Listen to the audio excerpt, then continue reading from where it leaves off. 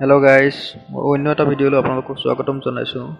আজি আপোনালোকে এই ভিডিঅ'ত জানিব পাৰিব পটলৰ খেতি চাঙত কিদৰে কৰা হয়, পটলৰ খেতি এনেদৰে চাঙত কৰিলে কি হয়, বা এনেকৈ চাঙত কৰিলে লাভৱান হ'ব পাৰি নে নোৱাৰি, এনেদৰে চাঙত যদি আপোনালোকে পটলৰ খেতি কৰে তেনেহ'লে কিমান খৰচ পৰিব, সকলোবোৰ কথা এই ভিডিঅ'ত জানিব পাৰিব।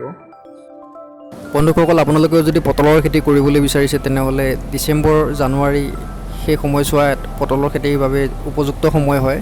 সেই সময়ছোৱাত আপোনালোকে আৰম্ভ কৰিব পাৰে পটলৰ খেতি কৰিবলৈ। আৰু আপোনালোকে পটলৰ খেতি বহুত দেখিছে যে সকলোৱে মাটিত কৰে, মাটিত চাং নিদিয়াকৈ পটলৰ খেতি কৰে। কিন্তু মাটিত চাং নিদিয়াকৈ কৰাতকৈ আপোনালোকে যদি এনেদৰে পটলৰ খেতি চাঙত কৰে তেনেহ'লে আপোনালোকে বিশ্বাস কৰক দুগুণ লাভৱান হ'ব পাৰিব। এনেকৈ খেতি কৰিলে দুগুণ লাভৱান হ'ব।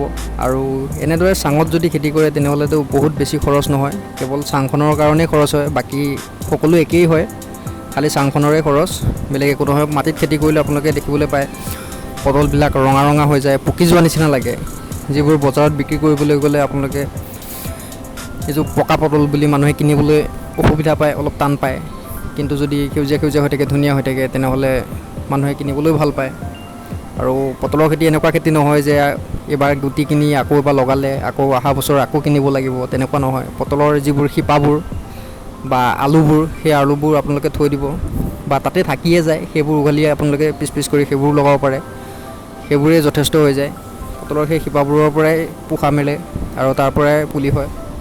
আৰু যদি আপোনালোকে যদি পথৰুৱা মাটিত যদি খেতি কৰিব বিচাৰিছে তেনেহ'লে তাতো কৰিব পাৰিব। মাটিবোৰ সুন্দৰকৈ চহাই ল'ব, চহাই লৈ তাতে খেতি কৰিব পাৰিব। বাকী খালি পানী ৰ'বলৈ নাপায় সেইটো চাব, পানী ওলাই যাবলৈ কাৰণে, সোনকালে ওলাই যাবলৈ মাজত নলা কৰি দিব। বাকী ইমান আৰু একো অসুবিধা নাই। তো বন্ধুসকল, মোৰ ভিডিঅ'টো চাই যদি ভাল লাগিছে তেনেহ'লে মোৰ চেনেলটো ছাবস্ক্ৰাইব কৰিবলৈ একেবাৰে নাপাহৰিব, আগলৈও যাতে এনেধৰণৰ ভিডিঅ'বোৰ পাই থাকিবলৈ। ধন্যবাদ।